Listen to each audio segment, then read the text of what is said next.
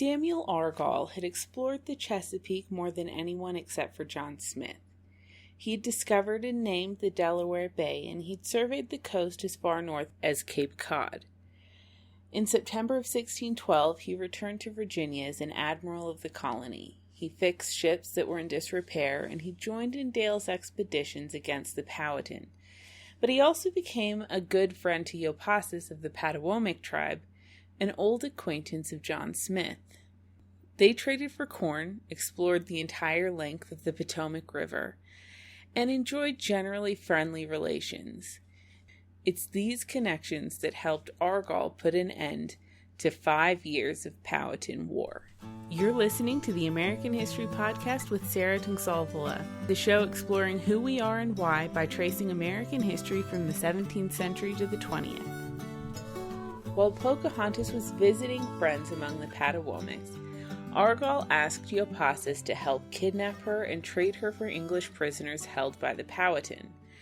Yopasis was reluctant, saying that the Powhatan would attack his people in retaliation, but Argall replied that the English would defend them. Furthermore, Argall said that if Yopasis refused to help him, they'd be neither brothers nor friends. So Yopasis agreed to talk to his brother, who was the Wahunsenaca of the Patawomics, and his brother thought that it was a great opportunity to gain an advantage over his enemies, the Powhatan. Yopasis himself was still reluctant to take part, but he agreed. So one of Yopasis' wives invited Pocahontas aboard Argall's ship. The next morning, they took her back to Jamestown, and Argall sent a message to Wahunsenaca saying that he would only give her back if her father gave back the Englishmen and weapons that he had stolen, as well as some corn. This was a crushing blow for Wahunsenaca. Forget the fact for a minute that the daughter he loved had now been kidnapped by his enemies. This was the event that would show all of his dominions that he couldn't beat the English. He couldn't get her back by force. He'd spent the last 5 years responding to military raids with hit-and-run attacks. He had been waging a war of attrition because he simply couldn't win in open combat, but open combat would be the only way that he could get his daughter out of the fort at Jamestown. Worse, if Wahunsenaca responded too readily to English demands, he'd show his weakness to the world. The vast majority of tribes in Sinacomoco only paid tribute to him because he was stronger than they were. And if he showed his weakness, the entire empire would fall apart. The only thing he could really do was stall, so he didn't respond for 3 months, and after that time he sent some broken weapons to Jamestown and said that he'd send 500 bushels of corn as compensation for the tools and weapons that had been stolen and broken. He said that if he got his daughter back, he'd be forever friends with the English, but Dale refused the offer. Dale had the upper hand, and he was going to use it. So Dale sent a response to Wahunsenaca saying that his shipment of weapons didn't begin to account for everything that had gone missing. Dale said that it was Wahunsenaca's choice whether he would establish peace or continue as enemies, and if he wanted to be friends, he would have to agree to all of Dale's demands. If Wahunsenaca wanted his daughter back, he would have to show all of Sinacomoco that the English were now in charge. There would be no compromise. If Wahunsenaca wanted anything, he would have to fully submit to the English. Wahunsenaca didn't contact them for another year. Dale put Pocahontas in the custody of Alexander Whitaker, an esteemed pastor and Cambridge-educated Protestant theologian, so she could learn to read and write and could learn about the Bible. To emphasize the Puritan nature of this group of colonists, it's worth noting that Whitaker's father was John Pinn's close friend and confidant. Whitaker himself was deeply impressed with Pocahontas as a person, and he came to respect the Indians through his interaction with her. He hoped that the natives could be converted, and under his guidance, Pocahontas spent time with many of the colony's more respected citizens. One of these was John Rolfe. After a few months of no contact from Wahunsenaca, Dale decided to assess the state of Powhatan relations. Clearly, Wahunsenaca was stalling, and Dale was tired of waiting for answers, so he provoked a fight. He sent an ultimatum to Orpox, demanding that the terms of Pocahontas' return be met immediately. And the Indians responded that Wahunsenaca was 3 days' journey away, but that Opequonganu would accept his demands on Wahunsenaca's behalf. They then indicated that Opequonganu was in full control of Sinakamoko anyway. So Dale was pushing Wahunsenaca to back down, and Wahunsenaca was still trying to deflect the pressure. As the English went ashore at Orpox, a group of warriors attacked, and so they killed them, burned the nearby villages, and took their corn. Wahunsenaca sent a message the next day saying that he would return the weapons, but that the English living in his territories had fled because they were afraid Dale would kill them.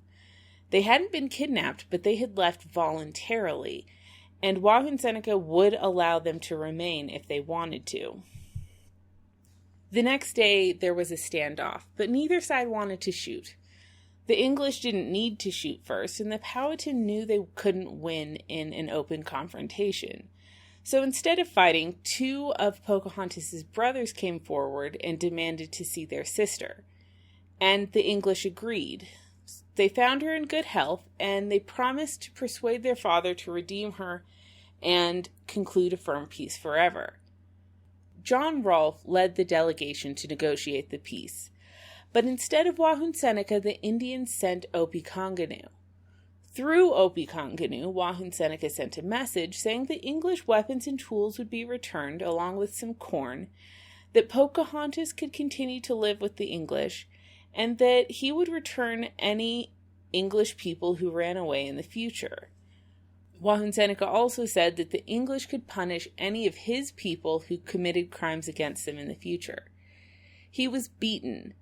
Dale accepted his terms, but with the threat that he would come and burn villages after the harvest if his promises weren't fulfilled. But Wahunsenaca kept his promise. The Powhatan Empire had collapsed. Wahunsenaca's less loyal tribes were now willing to trade with the English and enter into peace agreements, and his more loyal tribes, including the Kecoughtan's, Nansemons, Appomattox, and Powhatans, had been either defeated or subjected to devastating raids. New English settlements were also beginning to appear outside of Jamestown. This was the end of a war. 5 years of raids, ambushes, sieges, massacres, village destruction, livestock and crop destruction, and the peace meant that the settlers might finally be able to become self-sufficient. The English tried to offer reasonable terms to the Powhatan, for instance, when negotiating peace with the Chickahominies, one of the more loyal Powhatan tribes. The English assured them freedom of movement and gave each delegate a tomahawk and some copper. At this time, Pocahontas was baptized and she married John Rolfe. She took the name Rebecca, which was the name of the biblical woman who had been the mother of 2 peoples. It was a fitting name because she had already had one Powhatan son, who many of the tribe's descendants today claim as an ancestor. Her half-English son, Thomas Rolfe, eventually married another half-English, half-Powhatan, and became an ancestor to many of Virginia's first families, which is the term for a group of families who acted as the leaders and elites of Virginia throughout the colonial period and even after the Revolutionary War. So Pocahontas truly was the mother of 2 peoples. Wahunsenaca sent his blessings, and Hamer and Savage went to meet with him. He greeted Savage warmly, but chastised him for not coming back for 4 years. Savage was, after all, Wahunsenaca's child in exchange for Namontauk. And Namontauk, by the way, had converted to Christianity and killed Mauchumps over the course of the war. Savage and Hamer told Wahunsenaca that Pocahontas was happy enough with the English that she wouldn't want to leave, and Wahunsenaca simply laughed and said that he was glad to hear that. Things were going pretty well until Hamer and Savage asked Wahunsenaca for his youngest daughter to go visit Pocahontas, and said that Dale wanted to marry her when she was old enough. They said that Dale had seen what a wonderful wife that Pocahontas made for Rolfe, and he would like to solidify the peace even further. Wahunsenaca was justifiably disgusted. He told them that he didn't need the peace to be any more solidified than it already was, and that he didn't wish to give the English 2 of his children at once. And he said that he'd already gotten a much better offer for her from someone else anyway. This takes on a darker tone in light of accusations made by descendants of the Mattapony tribe, who say in their oral histories that Dale had raped Pocahontas. Now, I don't know whether or not that's true, but regardless, Dale had stepped way beyond the boundaries of propriety and well into self-serving exploitation. Wahunsenaca was feeling old and he didn't want to fight anymore. He wanted peace, but he wasn't stupid and he wasn't weak. He didn't want closer social or political ties with the English, and he wasn't reconciled to living alongside them in perpetual friendship. Wahunsenaca would do what he needed to keep the peace, but he wasn't inclined to give away one of his daughters just because Dale wanted her. Then, William Parker, an old renegade, said that he wanted to return to Jamestown, and Wahunsenaca was furious. The English would take his daughter, but refuse to even leave one of their own men. Wahunsenaca told Hamer and Savage that he wouldn't send a guide to see them safely back to Jamestown, and Hamer responded that it would essentially end the peace if he didn't. Wahunsenaca didn't speak with Hamer for the rest of the afternoon, and later he told them that he'd give him a guide, but he came with a specific list of objects that he wanted to trade for. A list specific enough that he wanted Hamer to write it down. It wasn't the objects that were important. That was the last remaining aspect of the English relationship that Wahunsenaca could exert any control over whatsoever. He was showing, in defeat, the same dedication to not showing weakness that John Smith had shown as a prisoner so many years before. And that was the last formal meeting that the English ever had with Wahunsenaca. The peace allowed the English to thrive, and the switch to more private property had also helped rejuvenate the colony. Dale had minimized the amount of time that Jamestown's longest-term residents had to spend working for the company, and this encouraged people to take a more proactive approach to their own welfare. Writing about the privatization, John Smith reflected that under the old system, glad was he who could slip from his labor or slumber over his task, hard work bringing no individual improvement or comfort to a life already full of peril and pain.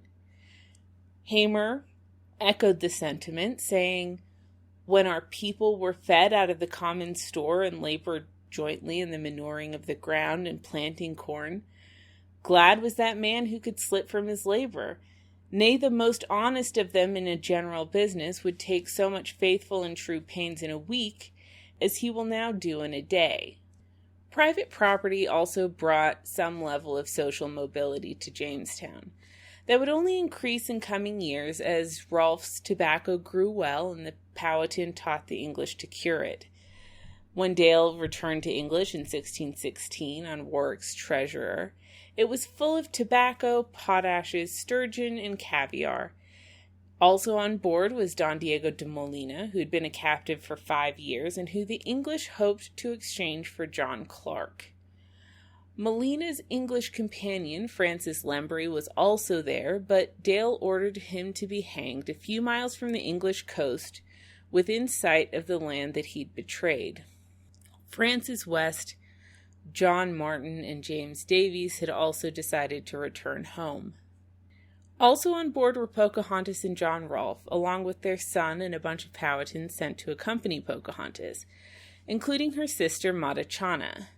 A priest and tribal elder also went, instructed to give a detailed account of what they saw to Wahunsenaca on their return, and Thomas Savage accompanied them as a translator. The company hoped that the Indians would increase interest in Virginia and therefore revenue, but they really didn't. They took the Powhatan around the countryside, and they were all evangelized, and some converted, and Pocahontas seems to have taken an active role in this. Pocahontas met the Queen, though interestingly, John Rolfe wasn't invited to meet any royalty because he wasn't of a high enough class. Pocahontas also met John Smith, and she chastised him. We don't fully know what about, but it seems from Smith's recollection of her words and from Mattapony's oral account of the content that she was berating him for the betrayal of her people, which she blamed on him. By the end of the trip, though, Pocahontas was dead. She had fallen ill, and when Rolfe returned to Virginia, he left his infant son with some relatives. The Mattapony believed that she may have been murdered because she was carrying information and suspicions back, which would prompt the Powhatan to attack the colonists. You really have to decide for yourself whether you believe this or, in fact, any given historical account, but I feel like it's important to give you all the different sides of a story so that you can begin to decide. But back in Virginia, though the Virginia Company was still poor, the colony was able to grow with the new peace and privatization. Dale moved most of the population upriver, where the climate was considered healthier, and different settlements began to specialize in the production of different goods, whether fish and salt, or corn, or livestock, or industrial commodities. Dale was encouraging the creation of a market economy within Virginia. Ultimately, though, Jamestown couldn't grow without more people. 1,500 settlers had sailed from England between 1609 and 1616, but only 351 survived. The company started guaranteeing land ownership to provide an extra incentive to colonists, and Argall was appointed as deputy governor. This was enough to motivate the first major infusion of colonists in 6 years, and it was the promise of land which would be the primary motivation for settlers to move to Virginia for the rest of the century. Privatization also ended the problem of food shortages. Finally, a decade after its founding, Jamestown was starting to thrive. Slowly but surely, its economy was improving. And 2 years later, in 1618, for the first time ever, Virginia was able to send over 5,000 pounds worth of goods to England to repay the investors. Compared to the 50,000 pounds which had been invested since financing the sea venture, it wasn't much, but it was much better than before. In 1618, they divided Virginia into 4 cities or boroughs: Kecoughtan, James City, Charles City, and Henrico. And a couple miles from Henrico, colonists set aside 10,000 acres for a university and college to educate Indian youth. Even as Jamestown thrived, though, the London Company was causing problems. Under a new policy, they were sending fewer supplies, charging more, and accepting only tobacco as payment. For the colonists, this meant that they were demanding more tobacco, but sending fewer tools to help with cultivation. It also meant that a massive black market emerged, with smugglers bragging that they could recoup the cost of an entire voyage by selling just 4 casks of rotten wine. Wahunsenaca also died in 1619, and Opechancanough and his brother Opichipam took control of the Powhatan. Argall had replaced Dale as governor, but after he was caught helping the Earl of Warwick use Jamestown as a privateering port, Yeardley replaced him. Yeardley was going to investigate Warwick's treasure and interrogate Argall, but the treasurer didn't return, and Warwick sent a pinnace to take Argall back to England before Yeardley could interrogate him. Yeardley, though, became one of the more beloved governors in Virginia history. Alongside changing London Company leadership, Yeardley ended nearly 8 years of martial law, and he replaced the laws divine, moral, and martial with a government based on magistracy. He also introduced the General Assembly, which is a legislative body which was the predecessor to Virginia's current state government. There would be a 6-man council appointed in London, and a 22-person House of Burgesses elected by the inhabitants of every town and plantation. It would convene once a year, and it was authorized to consider all matters concerning the public well-being. The governor had a veto right, and legislation could only be enforced with the approval of the company. At their first meeting in July of 1619, the General Assembly considered disputes between settlers, debated recommendations for relations with the Powhatan, ordered settlers to attend church in both the morning and afternoon of the Sabbath.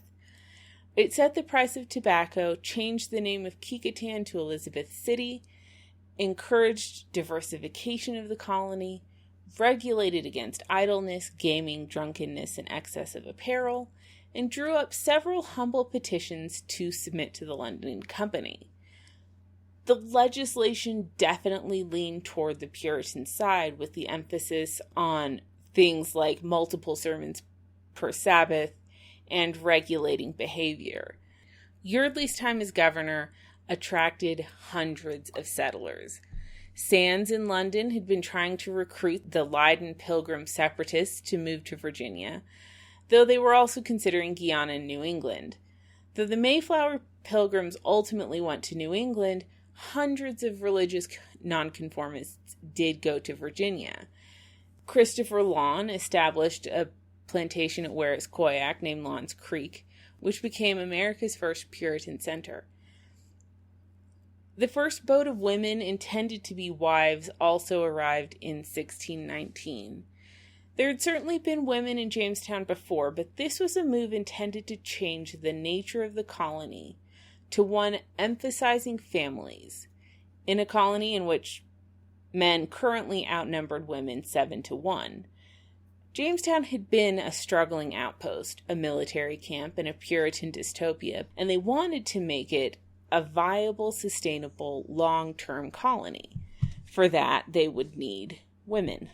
The merchant roots of this generation of settlers had a very sinister side.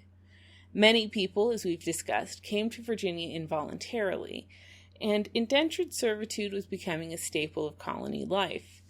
Servants were exploited, and trading them became one of the most lucrative forms of trade in the colony, and John Rolfe even noted that this practice was giving Virginia a bad reputation in England. 95% of arrivals in this period were tenants and servants. The first group of Africans was also brought to North America in 1619. 32 Angolans arrived on none other than Warwick's treasurer. They had been stolen from Portuguese traders who were planning to take them to Latin America, but instead they ended up in Jamestown. They weren't legally much worse off than servants, though. There wasn't any institutional slavery at this point, and we'll discuss how that came about later. Non-English people were given fewer legal protections, but the Africans weren't alone in that. Foreign artisans had come from France, Germany, Poland, and Italy, and they also faced legal discrimination. In fact, unhappy with their treatment in the colony, this discrimination led Polish craftsmen to implement the first strike in American history in 1619, protesting that they didn't have the right to vote. John Smith had brought them to the colony, and they had been with the colony through its hardest times. They had contributed to Virginia's economy, and they'd been there longer than most of the newcomers who now ran it. They'd survived the starving time, martial law, poverty, and war, and they were still some of the only workers in Virginia proficient in making glass, pitch, tar, and soap ashes. They had always been respected among the colonists, and now, 11 years later, they were being pushed out as Jamestown entered its era of prosperity. They marched with the slogan of "No vote, no work," and within a couple of weeks, the Virginia Assembly recommended that they be allowed to vote.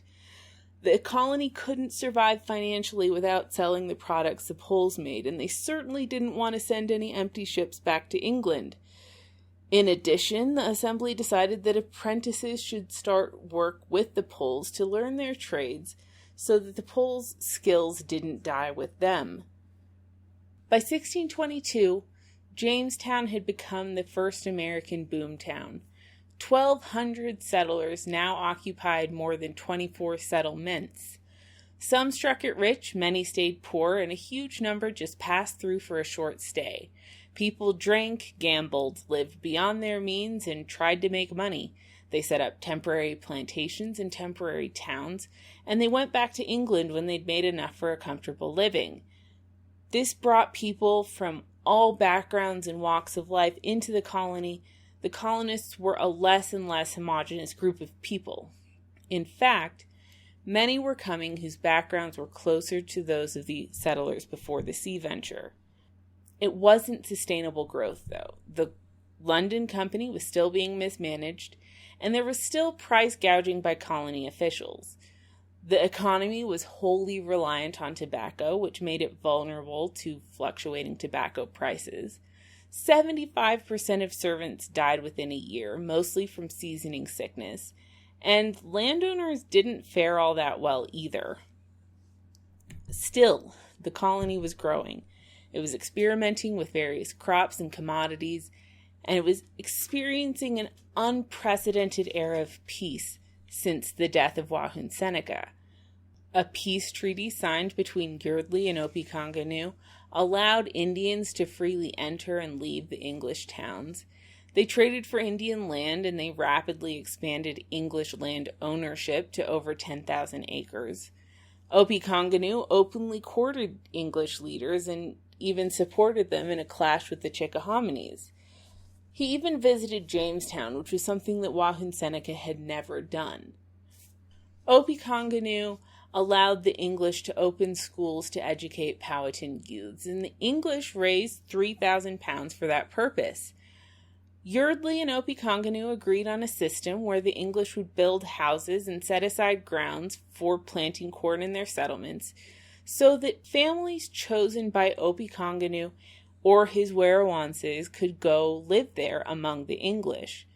This would allow the settlers to teach the children without taking them from their parents, and it would incentivize adults to stay with the English too. The English would also establish a college for Indian children, and they would live together, intermingled. George Thorpe was perhaps the best representative of the new era. He was a member of a gentry family from Gloucestershire, and he was closely connected to the Berkeley family who had led the region since the Norman conquest of England. The same family had set up a plantation in Virginia and would produce future governors of the colony, who we'll discuss later. And Thorpe lived on their plantation. He represented a return to that very early idea of peaceful Protestant conversion. In England, he'd adopted one of Pocahontas' companions, and in Virginia, he was so supportive of the Indians that some settlers criticized him for being too kind and unsuspecting of them. He personally worked to convert Opequonganu, and he even paid to have an English-style house built for him, complete with lock and key. Thorpe blamed the English for the lack of conversion, saying that the English hadn't forgiven the Indians for past conflicts in the way that Christians ought to, and that the Powhatans were of a peaceable and virtuous disposition. If the English would show love and affection, the Powhatan might actually respond to conversion in the way that they had adopted other aspects of English culture. The English should communicate with the Powhatan, help the Powhatan understand the Bible from their own sensibilities and backgrounds, and they should work to improve the Powhatan's material lives, not just their spiritual ones. Thorpe even believed that Opequonganu was near to being converted, and it was about this time that both Opequonganu and his brother Opichipim changed their names, though not to English names. This isn't the end of the Jamestown story, though. There's just a little bit more. Thanks for listening. If you have any opinions, thoughts, or theories about anything we've discussed in the show, I'd love to hear from you either on Facebook or Twitter, and you can find those links at the website AmericanHistoryPodcast.net, as well as links to first-hand accounts and things. See you next week.